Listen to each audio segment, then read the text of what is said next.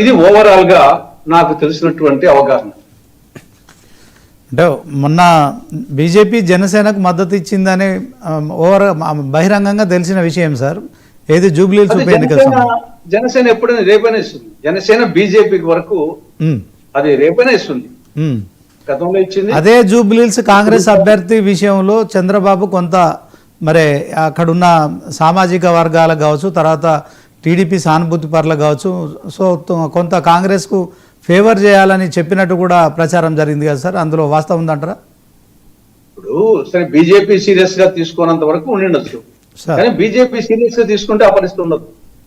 అలా బీజేపీ అనే క్యాండిడేట్ ఉన్నాడు. బీజేపీ రేపు మన తెలంగాణలో మరీ అధ్వానమైన పరిస్థితులు కాదు, అది కూడా వచ్చేసి అధికారం కోసం పోరాటం చేసే శక్తి ఉంది, కేంద్రంలో అధికారంలో ఉంది.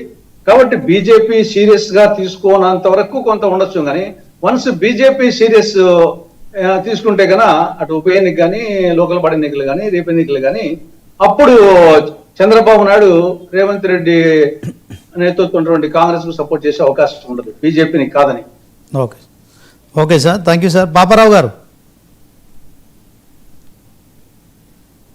పాపారావు గారు, శ్రీరామ్ పురుషోత్తం రెడ్డి గారు